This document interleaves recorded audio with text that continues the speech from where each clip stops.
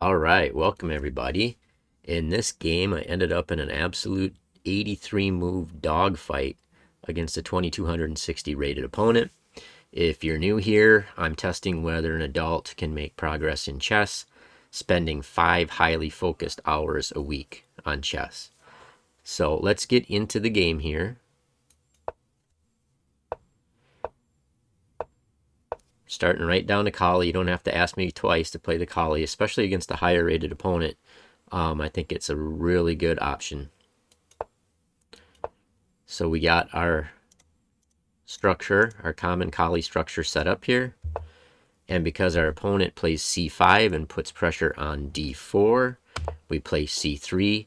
Now note, if they don't play c5, if they aren't putting pressure on our d4 pawn, we don't want to waste our time playing c3. Now, my opponent here played queen to b6, which is kind of a strange move.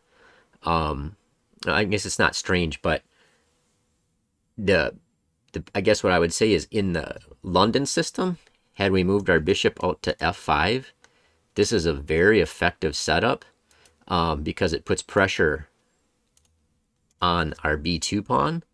But here, our dark squared bishop just protects that pawn anyway. So I don't think it's as helpful against the Colle as it is against the London system. And in the London system, let's say this bishop was out to f5, or sorry, out to f4. White has to be very careful of their move orders. That's with the Colle, you don't need to worry so much about that. In the London system, when you combine knight to f3 and c3, you can get into all kinds of problems with this pawn down here. I'll put a link to a couple of videos I made on this. One of them I called Destroying Lazy and Incompetent London Players. And you do it by playing exactly how this guy is playing against my Colle. Unfortunately, I'm playing the Colle and not the London system.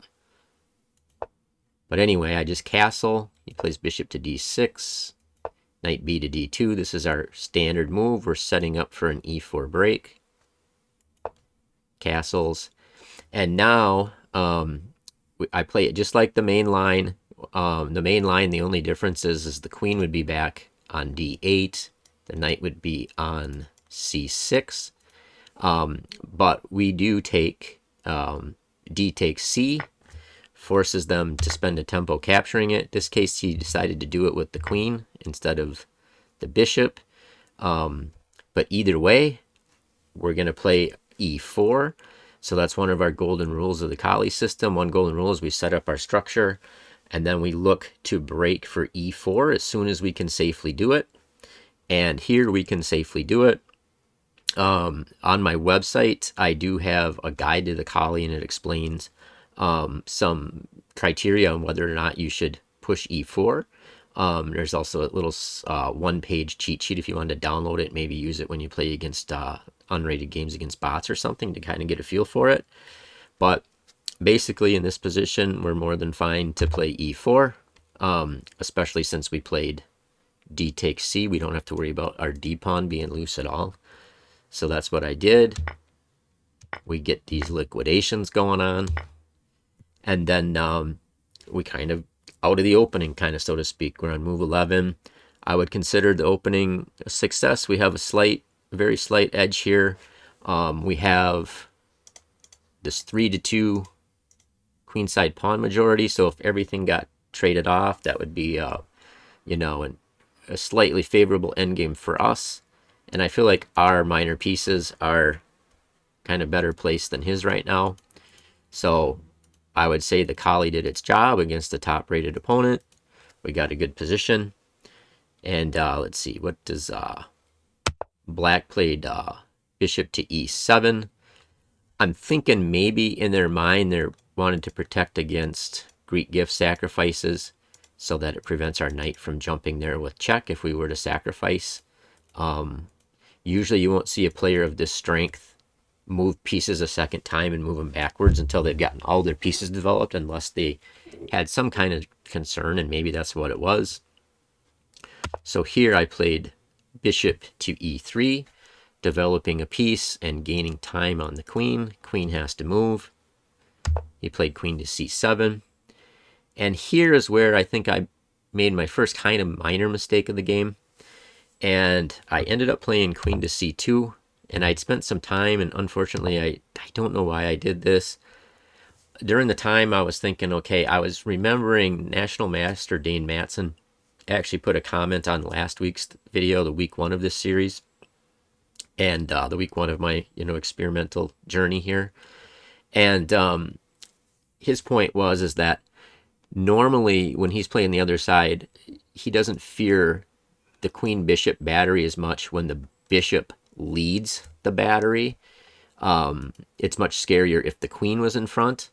Or even better yet, what I should have considered doing was putting my queen on e2, because that kind of preserves more attacking options. So at some point, if we get a situation like this, the queen can come out on this d1 to h5 diagonal.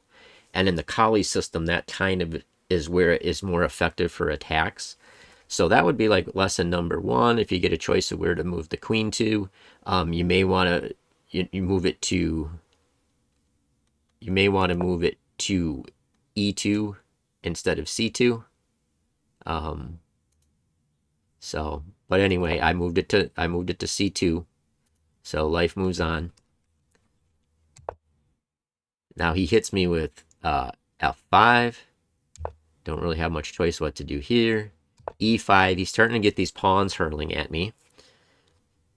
I wanted to play queen to b3 to create an escape square for this bishop to go back, because I'm worried about this pawn fork here. I have to do something. I can't just sit there. He plays king to h8. And now I played bishop to c2. I kind of had it in my head that that's what I was going to do. And then I did briefly look at another move. So maybe look and see if you can find any other moves that might be kind of tempting here. And what I would say is knight to g5 is interesting, because then if f4, knight to f7, rook takes f7, queen takes f7. This is kind of what I looked at, and then I was like, in my head, I did not spend enough time on it, and I thought, okay, they just play this, and then I've kind of lost 2 pieces for the rook, right? And I'm like, you're better off having 2 pieces versus the rook if you're still in the middle game. But what I failed to notice is that, well, I was threatening mate on e8. So in fact, instead of just playing bishop to c2 here, getting it out of the way of this pin, I could have actually played knight to g5, and that would have been a bit more aggressive and better. So that was like one visualization thing I kind of didn't see. There was a number of them in this game, and as I'm coming back to kind of getting back in the flow and trying to play chess consistently and study it once again here after a long break, these are the kind of things I'm not seeing. I just cut that off too quick there, and didn't notice that resource on e8.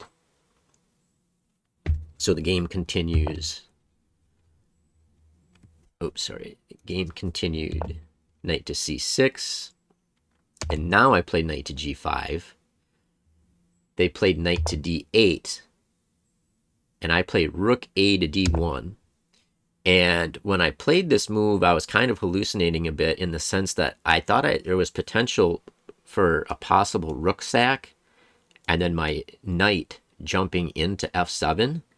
But what that overlooks is that when I do rook takes knight, they can just do bishop takes knight, and then their queen laterally covers that square. So yeah, I wasn't seeing the board the best today, but still doing okay. He plays h6. I come back, bishop e6, hitting my queen. So queen to a4, knight to c6, and I play kind of a bailout move here, trying to get the bishops off the board. He accepts, gets the bishops off the board, and then he plays f4, starting to get his pawns rolling. That's what I was worried about earlier. Play my bishop back to c1. And he plays rook a to e8. So here I take the opportunity to centralize my queen. Bishop to f6. And now I play knight to d2, and now I'm feeling a lot better about my position because now we got this e4 square under control.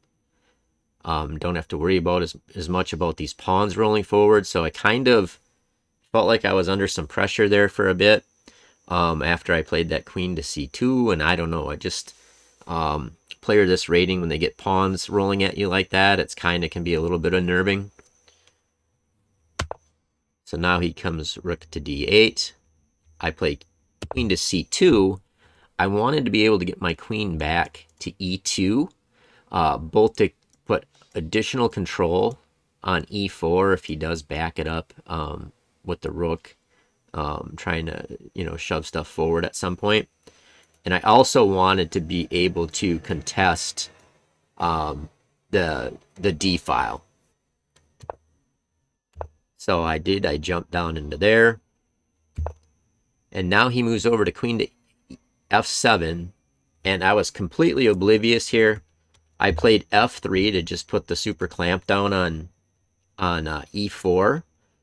And in my mind, I thought he played queen to f7 in order to get it closer to the king side, maybe sliding his queen over to one of these squares and getting something going eventually.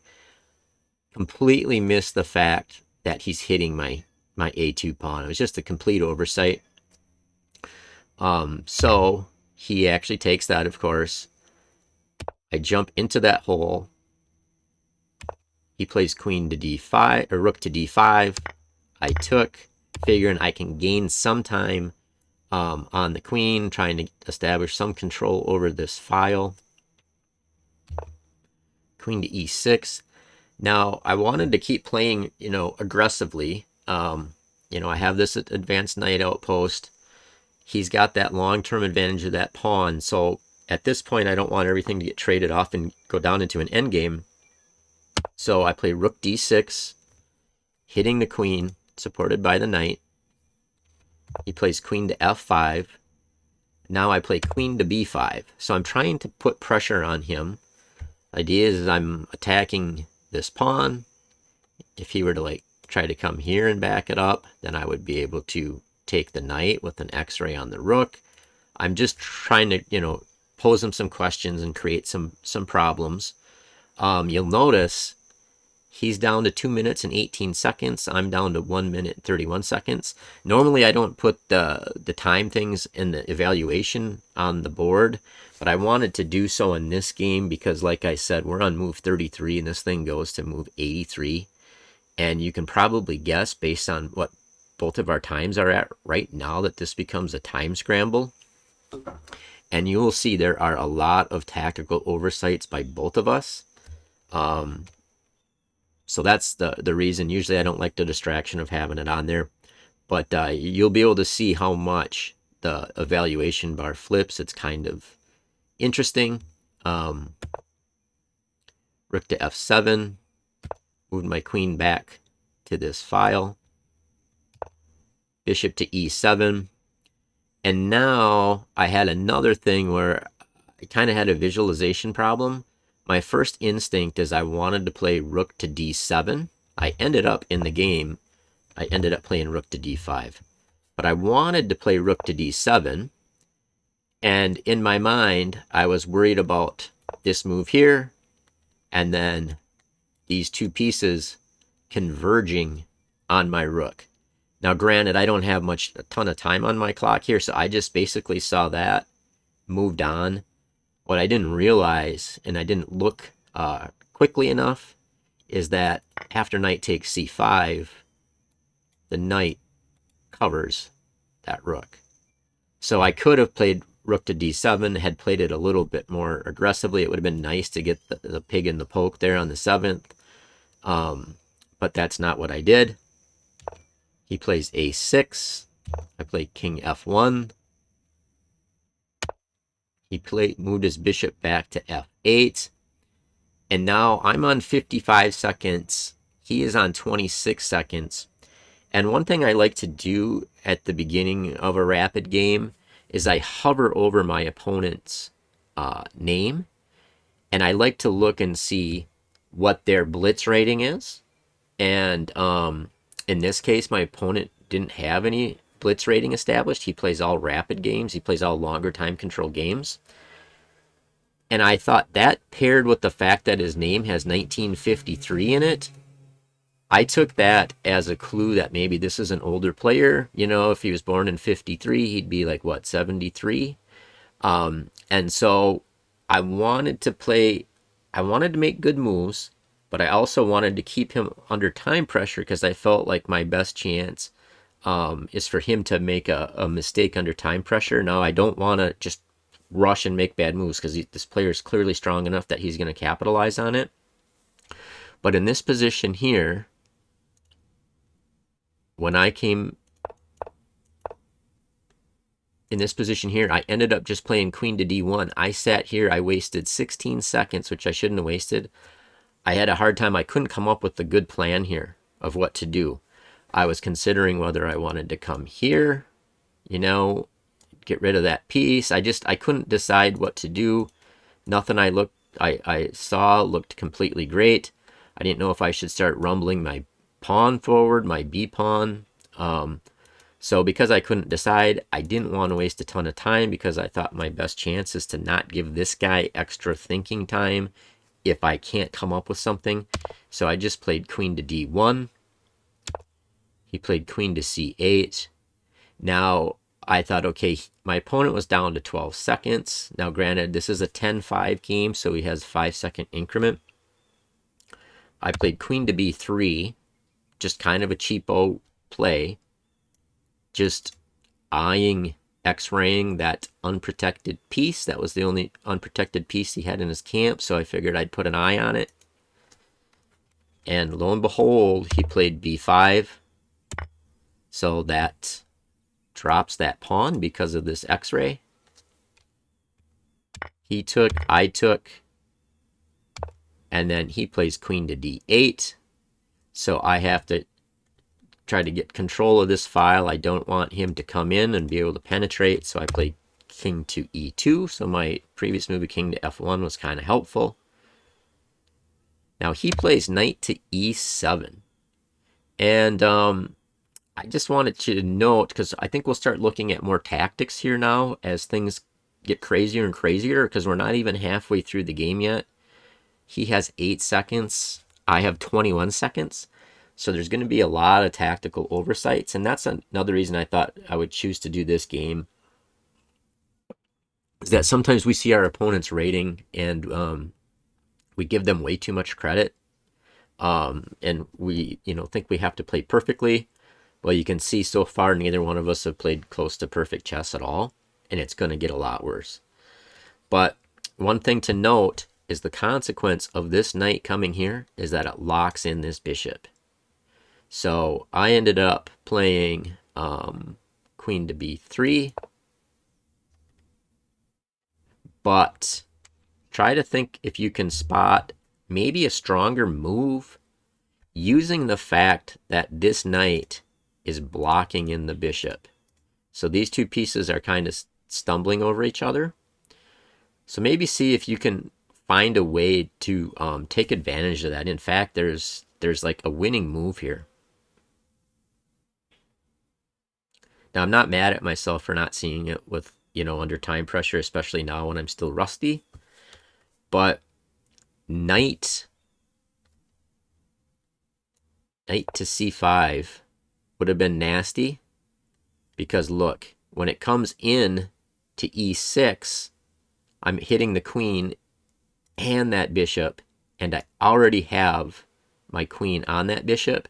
So it's hard for black to do anything. It looks like the best way for them to play is knight to g8. I come in with that move. Queen to e7. Then I can do something like queen f5, basically threatening to take the bishop with my knight instead of my queen, so that he can't take back my knight after I take his bishop with the queen. knight to f6, and then this hangs. So, you know, this is gonna, one of these is gonna fall, and this should be a winning position. So, but I missed that, and instead of playing knight to c5, I ended up dropping my queen back to b3. Now he plays knight to f5. I can just collect this pawn. He plays queen to h4. Now I just basically instantly, 3 seconds I spent, I played h3. There is this e-pawn just hanging. I guess I was just kind of chicken and I didn't want to let his queen penetrate at all. So I played a3. Now he plays queen to e7. And so I played kind of a strategically obvious, logical move of centralizing my queen and grabbing control of the open file. But there's actually a better move here. So why don't you like maybe pause the video and see if you can spot what him and I missed. And this move was actually there for a few moves, if I remember right. And neither one of us even noticed it during the time scramble. Notice he's on 10 seconds, I'm on 20 seconds. So the winning move here is actually bishop takes f4. So he can't take back, or I grab that minor piece. So I totally missed that.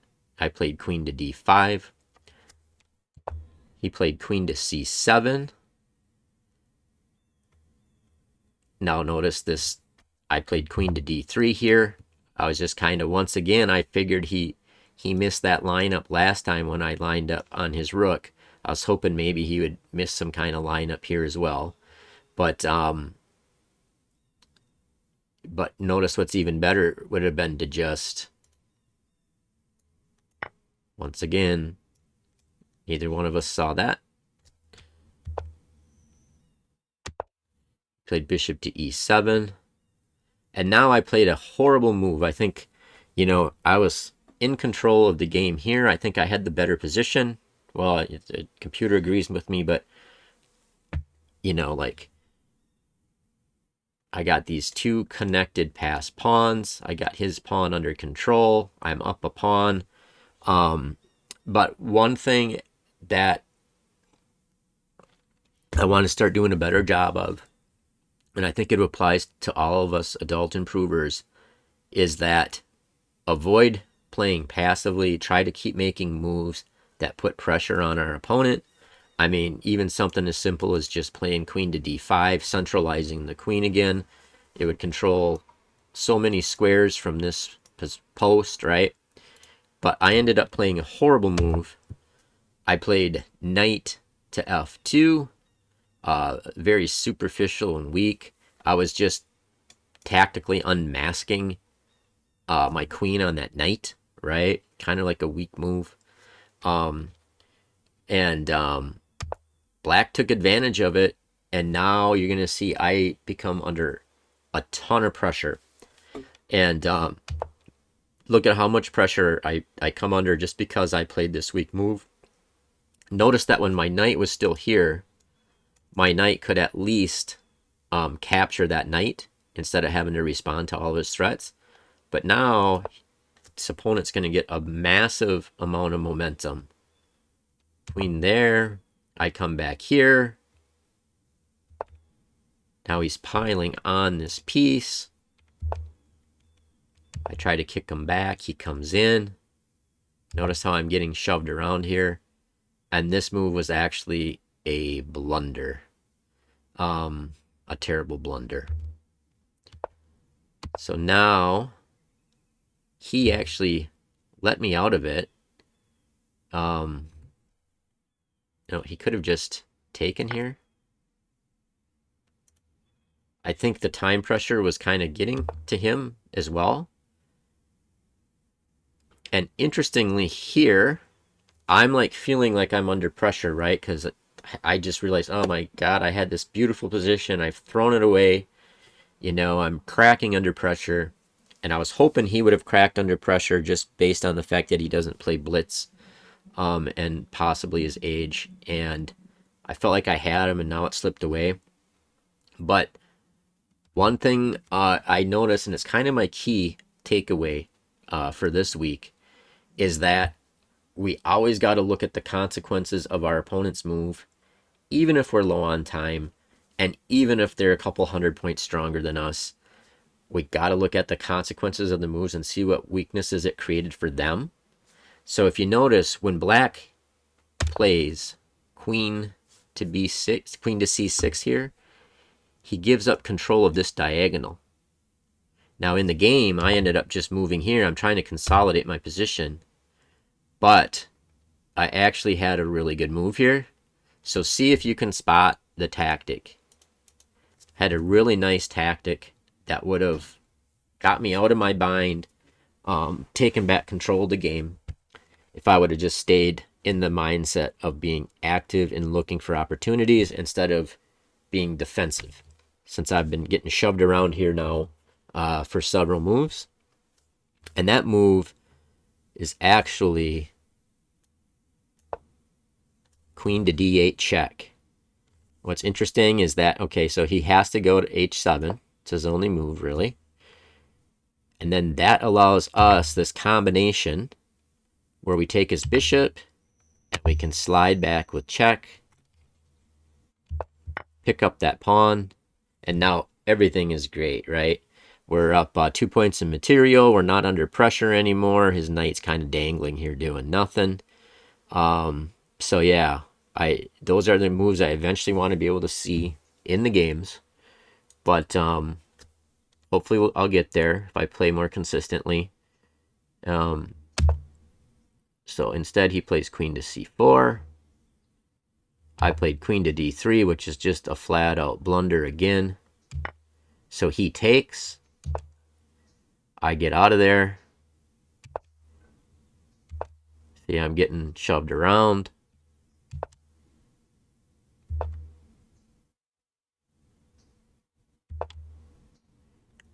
All right, he plays here. Now, interestingly,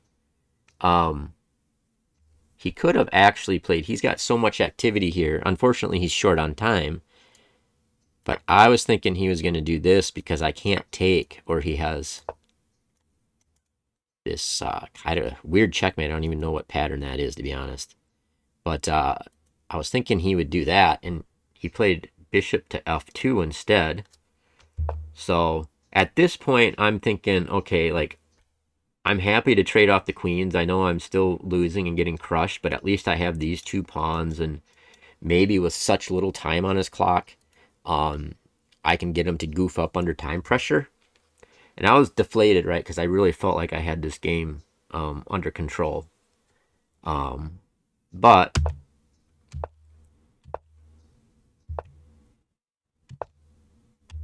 I keep kind of grinding away, get him to take. And now I think he's trying to get his knight back over to try to contain those pawns in combination with his bishop. So I'm just trying to get these pawns rolling. He's on 10 seconds. I'm on 17 seconds. He's bringing his king in.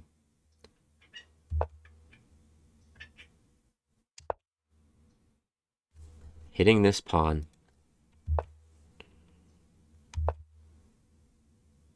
Trying to get my king more active. All right, now he plays knight to d5, hitting this pawn, hitting this knight. Just slide my bishop back. Bishop h4. And I just figured, okay, well, push him, baby. What else am I going to do, right? I got to try to put him under some pressure. Bishop to d8. I play b6. And now I was kind of feeling, what's interesting as we come to the critical moment where he panics. And I think I know why he panicked. So in these, when you get in this position here, I have threats of bishop to a5, followed by b7, right? And then he can't play his bishop to c7 because my bishop would cover it, and then that pawn rolls through. And it doesn't actually work. He has time to bring his king over. Let's look at that real quick, maybe. So let's just say,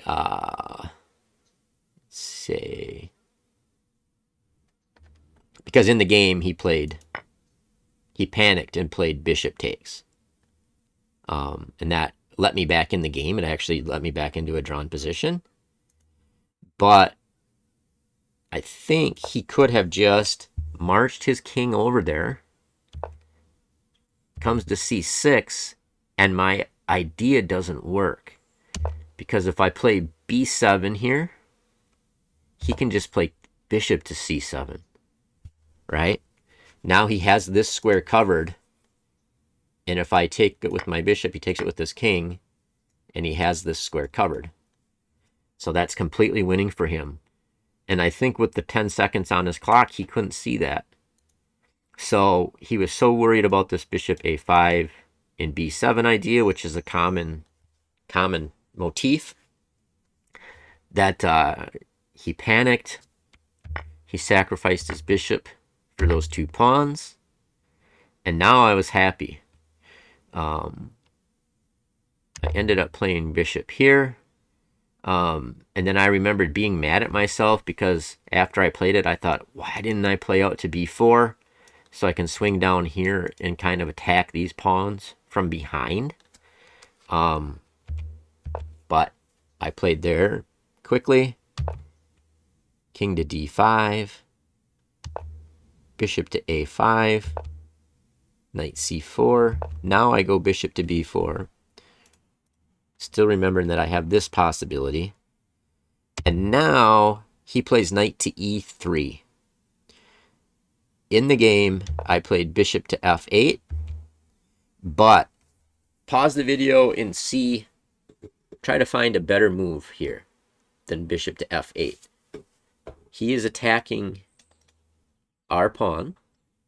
So how can we protect that pawn? Well, we could play that, or we could play that. And the point is if he takes it, we would take his knight. So he can't take it if we just push past with g4, kind of lock things up, and then just trying to hold our ground and make him prove that he can do it with 15 seconds on his clock. I did not see that resource during the game. I already had this in my mind to try to attack those from behind. And what's interesting is that he did not want to take here and let me take there, so he came back with his knight to protect the g7 pawn. I'm trying to come over here, get into position. I kind of felt a lot better now because I'm like, man, he's got 13 seconds. If I can just not make mistakes and just keep pulsing stuff out, try to burn his adrenal glands out, because all the pressure is on him because he's almost 200 points higher rated than me. All the pressure is on him to try to win this thing. And if I can get into a position where my king is in good position when we get down to just one pawn, try to get it so where I can get the opposition and just hold on to a draw was my thought here. So he plays g6, doesn't want to, I'm not sure exactly why. But then I thought, well, I can just I can kind of just hold my ground here and then just keep moving my bishop around for a bit.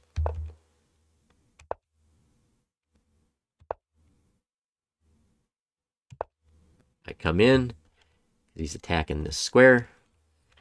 He plays e4, and I'm kind of happy to get any pawns I get off. If I can get it down to one pawn, I think maybe there's a good chance because my king is in front of the pawn that I can hold the position.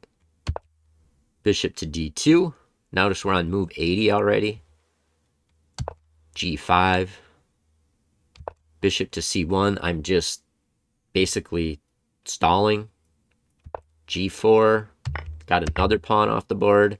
Now I'm feeling even better because now I down to just this 2-on-1 and my king's in a good position. I played bishop to d2, and my opponent actually flagged. I think I've done this. I've been in the same situation as him before, where you're playing against somebody rated lower than you. You have a position that you know it might be drawn, but at the same time, you know, you have the better, you have you're the only one. It's like a two result possibility. It's either going to be a draw or you're going to win. And you get so focused looking for the win. Like, I'm sure he was trying to look at G3 here, you know, knight to D1, and he's trying to say, okay, what can I do? What's my plan? How do I zoom out and kind of look at how would I get into a winning position? And he just didn't move in time. So I don't know, like, it's 83 moves. I don't know if that's a cheap win or not. But you know, I felt like the collie did its job. We got a good position out of the opening. I kind of recognize that this guy didn't play blitz. He's possibly born in 1953, and I'm like, I'm just gonna keep fighting, and maybe he'll blunder under pressure, and he ended up doing that. He ended up running out of time. So I guess the main takeaways, kind of zoom through this quickly. We play e4 as soon as we can.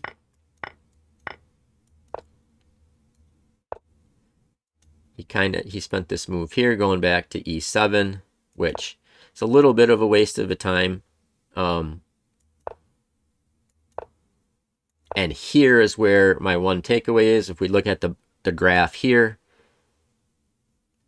Dane's advice that he left on my first video, if I would have, you know, and I could hear his voice telling me that too, from reading that comment, and I don't know why I played queen to c2, but now this is what I learned, because I did that in the last game as well. On week 1, I went to c2. I think it would have been better to go to e2.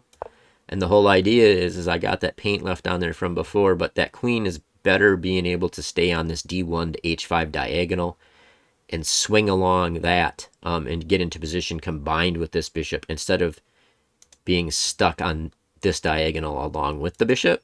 So that is my first takeaway. My other main takeaway that I think we can all take from this game is that always look at, I don't know if there's a way to practice this, but always look at the weakness your opponent created with their move before you panic and look at what threats they are. Now, when you got 1 second on your clock or something, okay, I get it.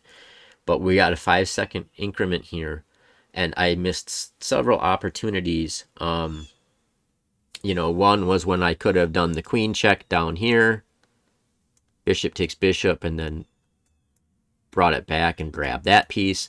Another was when this knight lock came over here and locked that bishop on f1. That gave opportunities. So, and those were just looking at the consequences of the moves that they made, and not giving our opponent so much credit. Just because he's rated 2260 doesn't mean that, I mean, everybody, even that rating, is going to make mistakes during the game. And if we can catch those mistakes, then it's a lot easier to win these games. So yeah, that's week number 2. I know this was a really long one. I don't know if anybody's actually made it to the end, but I've been having some good luck, actually. Like, I feel like this guy didn't play the best game against me for his rating. Like, I made a lot of mistakes and somehow won on time. I had my last game I played rapid with the collie. I beat a guy rated, I can't remember if it was like 2080 or something like that, or 2070, and I won a rook out of the opening. It was kind of a weird thing, a strange thing, but nonetheless, like, it was like first 12 moves or something, I ended up winning a rook. So my rating is like temporarily inflated. It's provisional, so it's bouncing up and down a lot. So I expect that it's not going to stay this high, but I'll take it for now. And it'll help me get paired against strong players that will help me find my weaknesses and things to work on. So anyway, yeah, the Colle system, I said at the end of the last video, I won't spend much time on it, but I do have a guide at chessimple.com, and I do have a 1-page cheat sheet. You could download that if you want. Kind of explains a lot of like the golden rules of the Colle. So anyway, hope you guys have a good one, and we will see you in 1 week.